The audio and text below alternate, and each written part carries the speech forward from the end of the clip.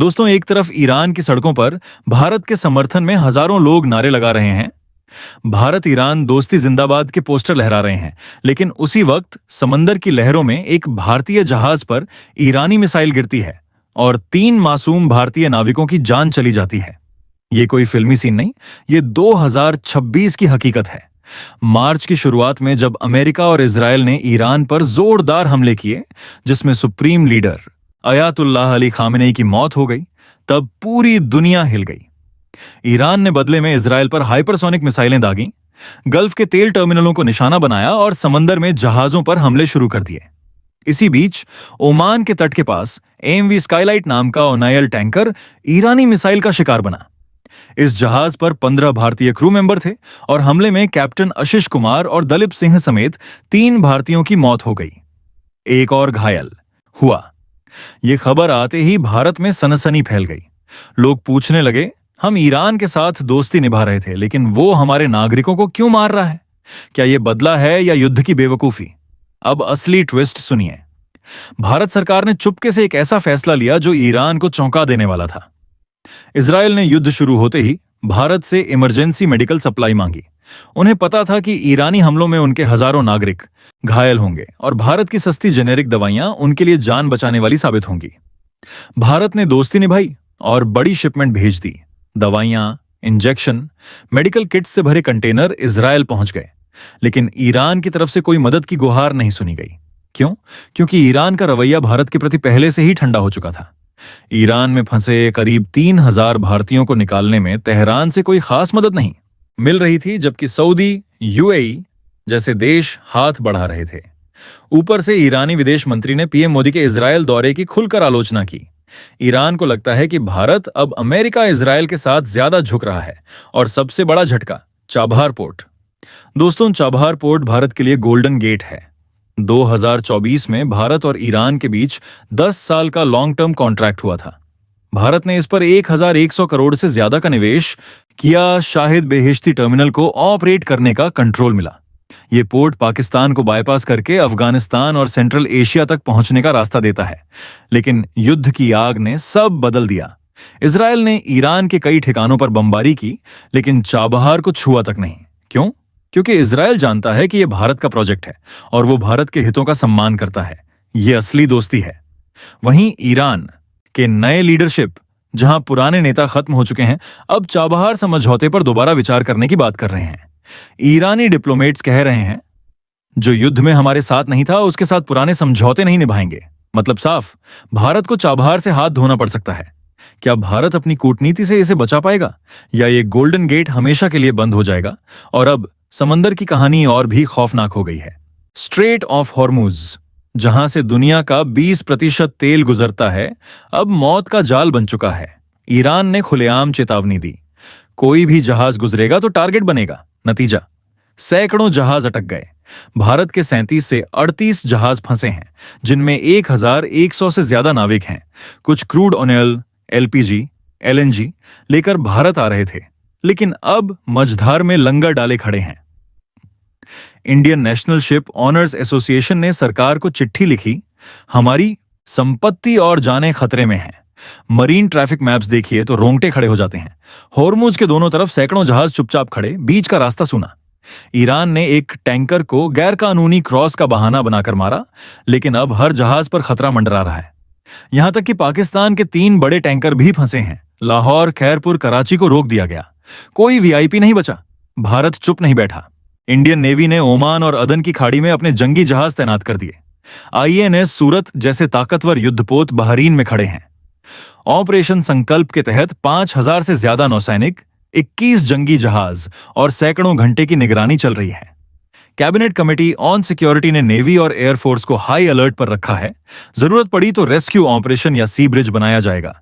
लेकिन सवाल यह है, क्या भारत अब ईरान को सख्त जवाब देगा या कूटनीति से काम चलेगा? क्योंकि ईरान अब करो या मरो की जंग लड़ रहा है। उसके पुराने दोस्त भी अब दुश्मन नजर आ रहे हैं। दोस्तों, अब आते हैं इस पूरी कहानी के दिलचस्प और सबसे खतरनाक मोड़ पर, जहां कूटनीति की चालें, आर्थिक हित और इंसानी जानें सब दांव पर लग गए हैं।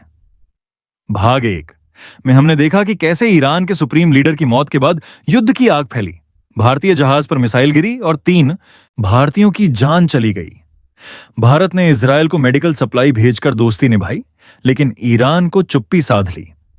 अब सुनिए असली ड्रामा। चाबहार पोर्ट का भविष्य अब हवा में लटका है। ये पोर्ट भारत के लिए सिर्फ एक बंदरगाह नहीं, बल्कि पाकिस्तान को चकमा देकर अफगानिस्तान, सेंट्रल एशिया तक पहुंचने का सीक्रेट डोर है। 2024 में भारत ने ईरान के साथ 10 साल का बड़ा समझौता किया था। भारत ने 1100 करोड़ रुपए से ज्यादा का निवेश किया। शाहिद बेहेश्ती टर्मिनल को ऑपरेट करने का कंट्रोल मिला। यह रास्ता INSTC, international north south transport corridor का हिस्सा है, जहां से सामान रूस तक तेजी से पहुंच सकता है। लेकिन अब युद्ध ने सब उलटपुलट कर दिया। ईरान के नए लीडर्स, जहां पुराने दोस्त जैसे खामेनेई और उनके साथी खत्म हो चुके हैं, अब भारत से नाराज हैं। उन्हें लगता है कि जब अमेरिका इजरायल ने हमला किया, भारत ने सिर्फ गहरी चिंता जताई, निंदा नहीं की, बल्कि सऊदी, UAE जैसे देशों से नजदीकियां बढ़ाईं। ईरानी डिप्लोमेट्स ने खुलकर कहा, जो मुश्किल वक्त में साथ नहीं देता उसके समझौतों पर दोबारा सोचेंगे।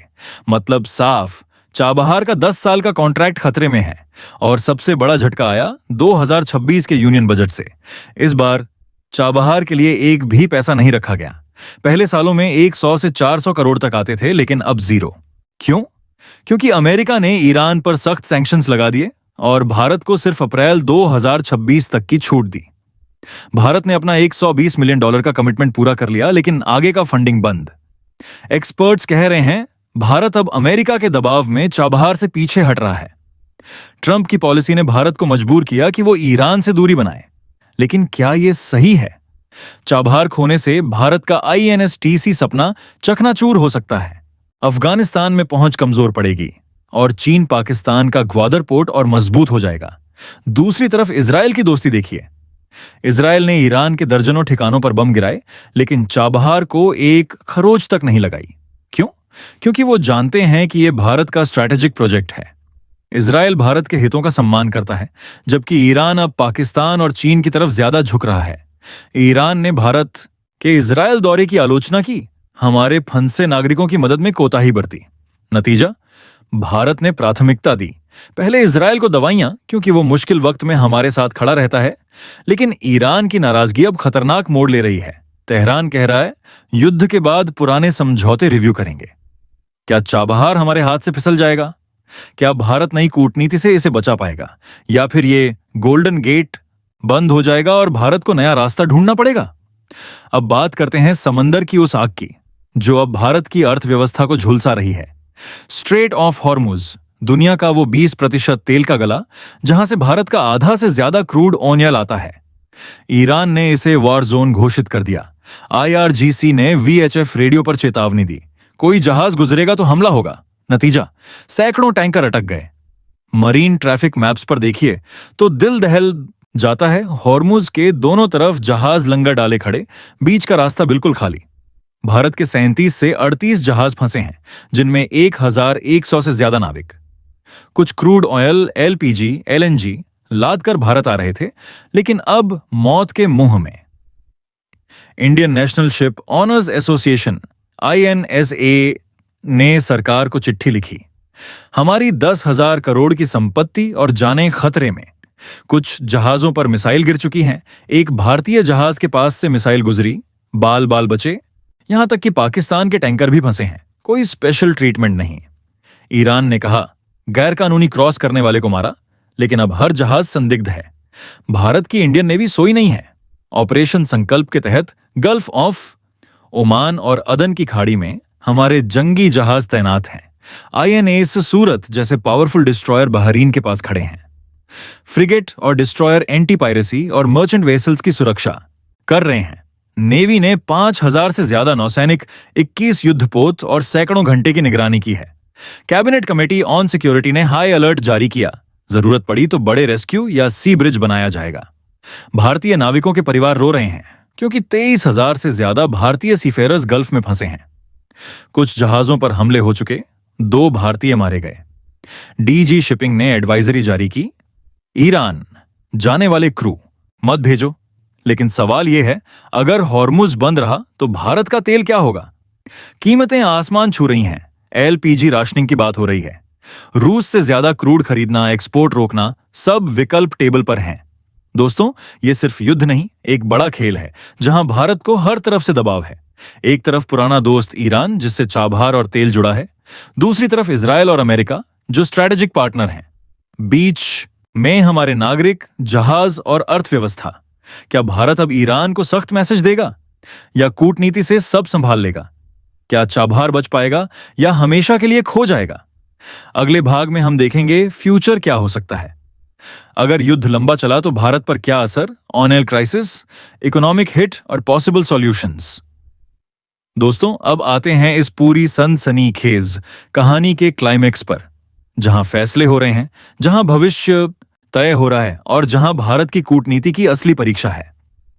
भाग 1 और 2 में हमने देखा कि कैसे खामेनेई की मौत से युद्ध भड़का, भारतीय जहाज पर मिसाइल गिरी, 3 भारतीयों की जान गई, इजराइल को दवाइयां भेजी गईं, चाबहार पोर्ट पर खतरा मंडराया और हॉर्मुज स्ट्रेट मौत का जाल बन गया। अब मार्च 2026 की ये तारीख है, 6 मार्च, जब दुनिया की सांसें थमी हुई हैं। ईरान अब करो या मरो की जंग लड़ रहा है। उसके नौसेना के 20 से ज्यादा जहाज डूब चुके हैं। अमेरिका की सबमरीन ने भारतीय महासागर में एक ईरानी फ्रिगेट आइरिस डीना को टॉर्पीडो मारा, जिसमें एक 130 से ज्यादा क्रू थे। यह जहाज भारत में मिलान एक्सरसाइज से लौट रहा था, भारत का गेस्ट था। ईरान चिल्ला रहा है यह भारत का मेहमान था, अमेरिका ने इसे मार डाला। भारत पर दबाव बढ़ गया है। ईरान कह रहा है कि भारत ने अपने मेहमान की सुरक्षा नहीं की, लेकिन भारत क्या कर सकता था? हमारी नेवी ने तो ऑपरेशन संकल्प चलाया है, INS Surat gulf of Oman में तैनात है, लेकिन यह युद्ध अब भारतीय महासागर तक फैल चुका है। चाबहार पोर्ट की कहानी अब दिल दहला देने वाली है। दोस्तों, यह पोर्ट भारत का सपना था। पाकिस्तान को बायपास करके अफगानिस्तान, सेंट्रल एशिया तक पहुंच, $500 मिलियन से ज्यादा खर्च किए, शाहिद बेहेश्ती टर्मिनल ऑपरेट किया। लेकिन 2026 का यूनियन बजट आया और चाबहार के लिए एक पैसा भी नहीं। पहले 100 से 400 करोड़ आते थे, अब 0। क्यों? क्योंकि अमेरिका ने सैंक्शंस लगा दिए। सिर्फ अप्रैल 2026 तक की छूट दी। भारत ने अपना $120 मिलियन कमिटमेंट पूरा किया और अब पीछे हट रहा है। रिपोर्ट्स कह रही हैं कि इजरायली हमलों में चाबहार के आसपास के मिलिट्री बेस टारगेट हुए, लेकिन भारत का टर्मिनल छुआ नहीं गया, क्योंकि इजरायल भारत के हितों का सम्मान करता है, लेकिन ईरान नाराज है। नए लीडर्स कह रहे हैं भारत ने युद्ध में साथ नहीं दिया, अब समझौते रिव्यू करेंगे। क्या चाबहार हमारे हाथ से निकल जाएगा? एक्सपर्ट्स चेतावनी दे रहे हैं, अगर युद्ध लंबा चला तो पोर्ट अस्थिरता का शिकार हो सकता है। भारत अब अमेरिका के साथ मिडिल पाथ अपनाकर चुपके से पीछे हट रहा है, लेकिन यह हार है या स्मार्ट मूव? क्योंकि ग्वादर पोर्ट चीन पाकिस्तान का मजबूत हो जाएगा और हमारा आईएनएस टीसी कॉरिडोर सपना चकनाचूर। समंदर की आग अब और भयानक हो गई है। स्ट्रेट ऑफ हॉर्मुज बंद है। ईरान ने ऑफिशियली घोषित किया कि कोई जहाज गुजरेगा तो हमला होगा। 200 से ज्यादा जहाज अटके हैं। भारत के 37 से 38 फ्लैग्ड जहाज, 1100 से ज्यादा नाविक फंसे हैं। कुछ क्रूड ऑयल, एलपीजी, एलएनजी लादे हुए। 23,000 भारतीय सीफेरर्स गल्फ में कुल मिलाकर खतरे में हैं। एक जहाज एमवी स्काईलाइट पर हमला हुआ, 3 भारतीय मारे गए। एक और जहाज MKD वायोम पर ड्रोन बोट से हमला, इंजन रूम में आग। Indian national ship owners association चीख रही है, हमारी हजारों करोड़ की संपत्ति और जाने दांव पर। मरीन ट्रैफिक मैप्स अब डरावने हैं। जहाज लंगर, डाले खड़े, बीच का रास्ता खाली। मर्स्क जैसी कंपनियां केप ऑफ गुड होप से रूट बदल रही हैं, लेकिन देरी और खर्चा लाखों में। भारत की रिफाइनरीज फोर्स मेजोर डिक्लेयर कर रही हैं। पेट्रोल डीजल एक्सपोर्ट रोक, एलपीजी राशनिंग की बात। तेल की कीमतें आसमान छू रही हैं। भारत का आधा से ज्यादा क्रूड इसी रास्ते से आता है। रूस से ज्यादा खरीदने, एक्सपोर्ट रोकने के प्लान बन रहे हैं। लेकिन अगर हॉर्मुज लंबे समय बंद रहा तो क्या होगा? पेट्रोल 200 रुपए पार, महंगाई भड़क जाएगी, अर्थव्यवस्था हिल जाएगी। भारत की नेवी अब फुल अलर्ट पर है। ऑपरेशन संकल्प जारी। गल्फ ऑफ ओमान, अदन की खाड़ी में 21 जंगी जहाज, 5,000 से ज्यादा नौसैनिक। आईएनएस सूरत बहरीन के पास तैनात, एंटी पायरेसी और merchant vessel protection. Cabinet committee on security ने कहा, रेस्क्यू या सी ब्रिज की नौबत आई तो तुरंत तैयार। लेकिन सवाल यह है, क्या भारत अब ईरान को सख्त जवाब देगा या डिप्लोमेसी से काम चलेगा? एक तरफ पुराना दोस्त ईरान, जिससे तेल और चाबहार जुड़ा था। दूसरी तरफ इजरायल और अमेरिका, जो स्ट्रैटेजिक पार्टनर हैं। भारत ने अभी तक सिर्फ गहरी चिंता जताई, निंदा नहीं की। पीएम मोदी ने यूएई, सऊदी, बहरीन से बात की, सॉलिडेरिटी दिखाई। लेकिन ईरान के हमलों में अमेरिकी बेस टारगेट हुए, अब भारत पर भी दबाव। क्या भारत को रेड लाइन ड्रॉ करनी चाहिए? क्या ईरान को चेतावनी देनी चाहिए कि हमारे नागरिकों और जहाजों पर हमला बर्दाश्त नहीं होगा? दोस्तों, ये कूटनीति का सबसे बड़ा खेल है। भारत ने इजरायल को दवाइयां भेजकर दोस्ती निभाई, क्योंकि इजरायल ने चाबहार को छुआ नहीं, हमारे हितों का सम्मान किया। ईरान ने हमारे लोगों की मदद नहीं की, बल्कि जहाज मारे। लेकिन क्या यह धोखा है या मजबूरी? युद्ध ने सब बदल दिया। अब फ्यूचर क्या होगा? अगर युद्ध लंबा चला तो भारत को नया रास्ता ढूंढना पड़ेगा। रूस से ज्यादा तेल, अफ्रीका के रास्ते ट्रेड, लेकिन महंगा पड़ेगा। चाबहार खोने से सेंट्रल एशिया में पहुंच कमजोर। हॉर्मुज खुला तो राहत, लेकिन ईरान हार रहा है, उसकी नेवी तबाह। क्या शांति होगी या ये नया वर्ल्ड ऑन ऑर्डर? आप बताइए, भारत का फैसला सही था या गलत? क्या ईरान को सबक सिखाना चाहिए? कमेंट में अपनी राय जरूर दें। अगर ये वीडियो पसंद आया तो लाइक, शेयर, सब्सक्राइब करें, बेल आइकॉन दबाएं। मिलते हैं अगली अपडेट में। जय हिंद।